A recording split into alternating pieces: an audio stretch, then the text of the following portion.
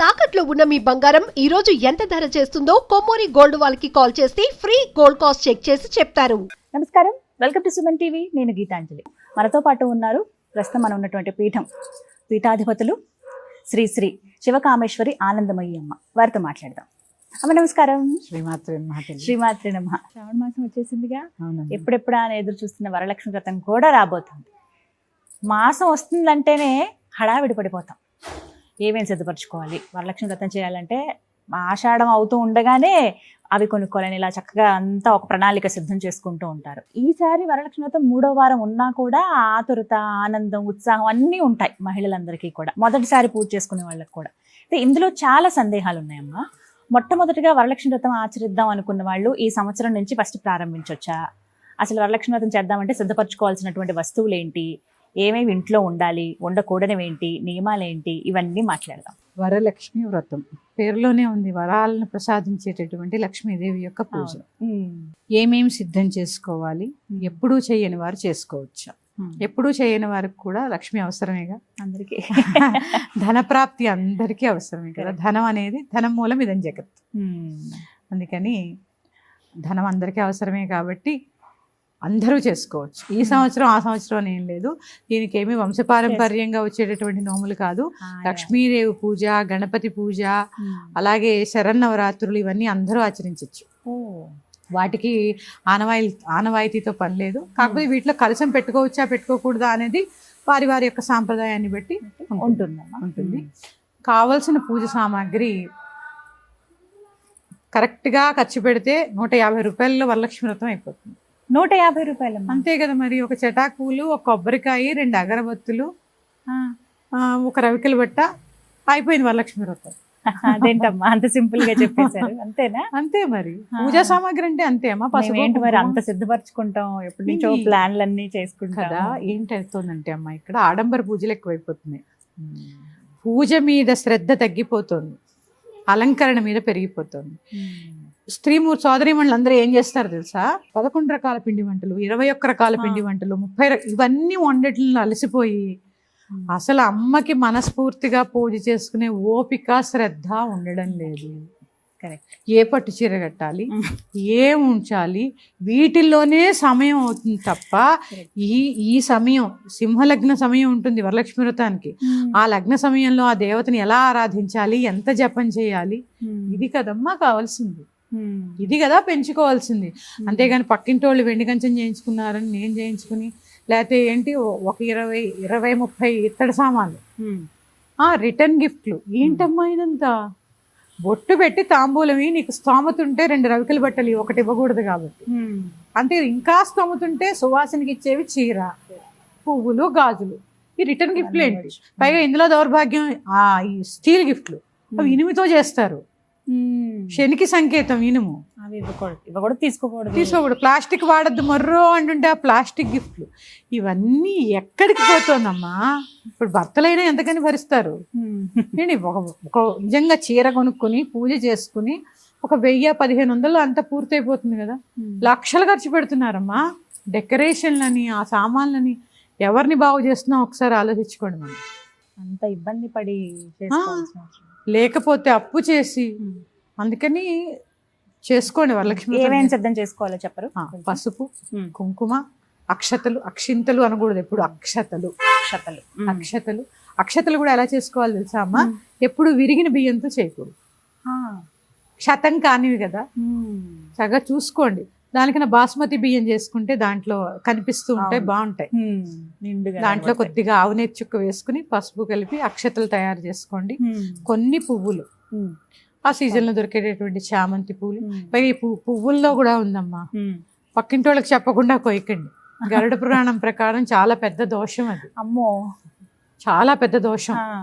పువ్వులు దొంగతనం చేయడం అనేది చాలా పెద్ద దోషం. మొగ్గలు కోసేస్తే వచ్చే జన్మలో మోగ పిల్లలు పుడతారు. ఇవన్నీ పెద్దవాడు చెప్పారు మాకు. అందుకని వారు యజమాని, ఆ మొక్కకి ఆ ఇంటి వాళ్ళు. అవునా? వారి పర్మిషన్ తీసుకోండి. కావాలంటే వాళ్ళు కోసుకోమంటే కోసుకోండి, లేదా పొద్దున్నే వాకింగ్ వెళ్ళేది మొత్తం వరలక్ష్మి వ్రతం అనగానే సంచి నిండా. అసలు మామూలుగా ఏ రోజు పుష్పం ఆ రోజే పూజ చేయాలి. ఇన్ని పువ్వులు తెచ్చి ఫ్రిడ్జ్ లో పెట్టి ఇక ఆ, మాకంటారా, తర్వాత రోజుకి మాకు అనుష్ఠానంలో ఉన్న వాళ్ళకి కొన్ని కొన్ని తప్పవు. అమ్మవారికి అలంకరణలు పూజలు కావాలి కాబట్టి. మాకు కొన్ని ముడిపడి ఉంటాయి. ఇప్పుడు ఏ రోజుకి ఆ రోజు తెచ్చుకునే ఇది ఉండదు మాకు. ఎక్కడి నుంచి తెస్తాం? వెసులుబాటు ఏది? ఎక్కడ మొక్కలేయగలం? అందుకని సాధ్యమైనంత ఉన్నంతలో ఫ్రిడ్జ్లో పెట్టకండి. వరలక్ష్మి వ్రతానికి వాడే పువ్వులు ప్రత్యేకంగా తడిబట్ట సాయంత్రం తెచ్చుకుని తడిబట్టలో కట్టుకుని పసుపు కలిపినటువంటి గంగాజలము పసుపు కొద్దిగా ప్రోక్షణ చేసి శుద్ధి కావాలి కదా, పెట్టేసుకుని పూజ చేసుకోండి. ఆ ఒక్క రోజైనా ఫ్రిడ్జ్లో పెట్టకండి పువ్వులు. ఇన్ని పువ్వులు వద్దు, ఇన్ని పువ్వులు పెడితే అలా కనపడదు కదా అలంకరణ. చక్కగా చిన్న కలశం. అలాగే ఇంకొక ముఖ్యమైన విషయం, చేతులు అతికిస్తారు, కాళ్ళు అతికిస్తారు. కళ్ళు అంటే పూర్వం ఒక కొబ్బరికాయ తయారు చేసి పిండితోటి పెట్టేవాళ్ళు. కళ్ళు చెవులు దిద్దేవాళ్ళు. అట్లా ఏంటిది? చేతులు కడుతూ ఉంటారు, కాళ్ళు కడుతూ ఉంటారు, ఏ భాగానికి ఆ భాగం తెచ్చి కడుతూ ఉంటారు. అలాంటివి చేయకుండా తర్వాత విడి తీసేటప్పుడైనా ఎంత బాగా కాలు పీకేసి కాలు కిల్లి పీకేస్తామా దేవుడికి? కాదు కదా. కలశారాధన మొదట్లో చెప్పాను. విగ్రహారాధన కేవలం ఆధ్యాత్మికత అంటే విగ్రహారాధన కాదు అని చెప్పడానికే కలశంలో ఆవాహన చేస్తాను దేవుడిని. మళ్ళీ చెప్పుకుందాం అసలు విగ్రహారాధన ఎందుకో ఇంకో ఎపిసోడ్లో చెప్పుకుందాం. అందుకని సాధ్యమైనంత వరకు నిరాడంబరంగా పూజ చేసుకోండి. అమ్మ ఫోటో పెట్టుకోవాలి అమ్మవారిది, కలశం ఒకటి చాలా పెట్టుకోవచ్చు. మన ఇష్టమే, మన ఇష్టం. ఇంట్లో పూజా మందిరంలో ఉన్న ఫోటోనే పెట్టుకోవచ్చు. పైగా ఇంకొకటి, 36 నివేదనలు నీ ఓపిక లేకపోతే చేయాలని ఎక్కడ రూల్ ఏం లేదు. ఒక్క క్షీరాన్నం వండి నివేదన చేసుకోవచ్చు. అన్నం వండుతో దాంట్లో ఇంత పెసరపప్పు జీలకర్ర వేసి పులగం చేసుకోవచ్చు. అదే అన్నాన్ని ఇంత దద్దోజనం పెరుగన్నం చేసి మూడు నివేదనలు అయిపోయాయి. ఎందుకంటే అమ్మవారికి అన్నప్రసాదాలే ఇష్టం. అదే 30 రకాలు 330 రకాలు. బాగా ఇష్టమైందంటే క్షీరాన్నము పూర్ణమూరులు. పూర్ణంబూరిలో ఫారినర్ అడిగారట కదా, ఈ లోపలికి ఎలా వచ్చింది లోపలికి? పూర్ణం, దాని పేరే ఏంటమ్మా? పూర్ణం, సంపూర్ణంగా, పూర్ణత్వం. కరెక్ట్. నేను పూర్ణంబూరెలు, క్షీరాన్నము. అలాగే అమ్మా నాకు తెలిసి కొన్ని సాంప్రదాయాల్లో పండగ రోజు గారెలు చెయ్యరు. ఎందుకంటే పితృకార్యాలకే చేస్తారు గారెలు, మినుములు.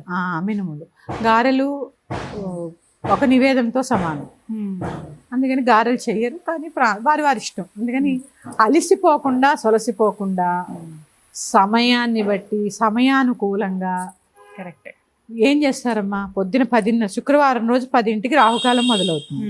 10 లోపల పూజ అవ్వలేదు అనుకోండి, 12:30 దాకా చెయ్యరు.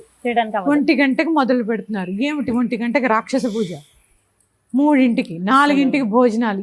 ఇదంతా డిస్టర్బ్ అయిపోవట్లేదు డే అంతా. ఇంకో సులువైన సలహా, తొందరగా లేచి కార్యక్రమాలు చేసేసుకుని సింహలగ్నం ఉంటుంది 7ంటికే.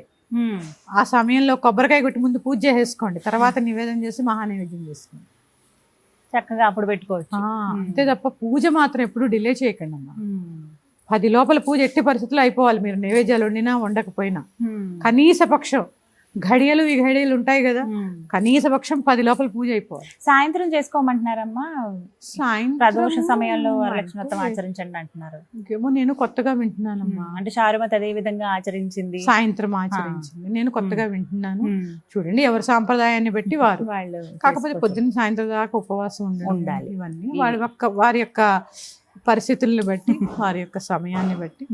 సాయంత్రం చేసుకుంటే తాంబూలం ఎప్పుడు ఇస్తారు? మళ్ళీ అప్పటికప్పుడు పసుపు కుంకాలు పొద్దుగూకితే ఇవ్వరు. చాలా ఉన్నాయి ఇందులో. అది కదమ్మా. అందుకని ఇవన్నీ ఉంటాయి కాబట్టి క్లుప్తంగా నిరాడంబరంగా, ఇది ముఖ్యమైన విషయం, ఆర్భాటాలు లేకుండా ప్రశాంతంగా, ఒకళ్ళనొకళ్ళు తిట్టుకోకుండా ప్రశాంతంగా. ఎందుకంటే పని ఒత్తిడి పెరిగిపోతే తిట్టుకుంటాం, ఫ్రస్ట్రేషన్ వస్తుంది, ఒకళ్ళ మీద ఒకళ్ళు అరుచుకుంటాం. ప్రశాంతంగా చేసుకోండి. 3 ముత్తైదులను పిలుచుకోండి మీకు ఓపిక లేకపోతే. ఇది కూడా అడుగుదాం అనుకున్నాను, ఎంత మందికి తాంబూలం ఇవ్వాలమ్మా? కనీసం 5 లేదా 9, 11, 3. అమ్మలగన్నయ్యమ్మ, 3 అమ్మలమ్మ, వలపటమ్మ, 3. లక్ష్మి, పార్వతి, సరస్వతి. శక్తి కొలది వాళ్ళది. ఆ తాంబూలంలో ఒకటినమ్మా, దీంట్లో కూడా తాంబూలం ఇచ్చేటప్పుడు శ్రద్ధగా ఇవ్వండి, మాట్లాడుతూ ఇవ్వకండి.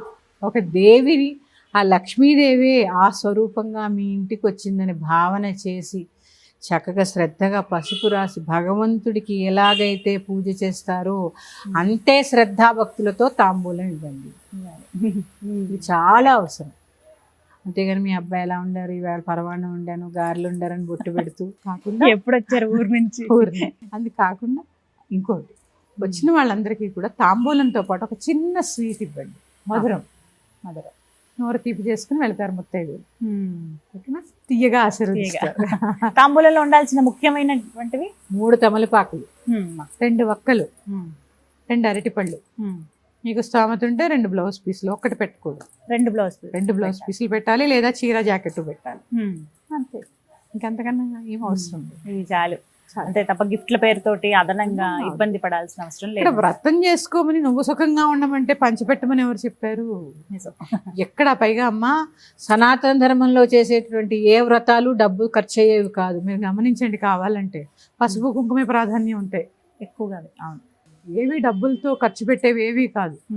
ఇవన్నీ విరిగిపోతున్నాయి అంతే. అంతా పెరుగుట విరుగుట కొరకే. అంతే, తెలుసుకోవాలి ఈ చిన్న విషయాలు. చక్కగా వివరించారు.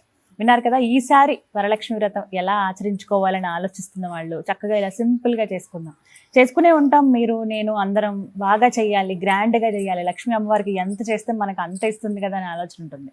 వీటన్నిటికన్నా కూడా భక్తి శ్రద్ధలు ముఖ్యం అంటున్నారు అమ్మ. మరి అది ఒక్క విషయం తెలుసుకుని సింపుల్గానైనా అమ్మ మెచ్చుకునే విధంగా, అమ్మ అనుగ్రహం పొందే విధంగా మనం ఈసారి వరలక్ష్మి వ్రతాన్ని ఆచరించుకుందాం. నమస్కారం.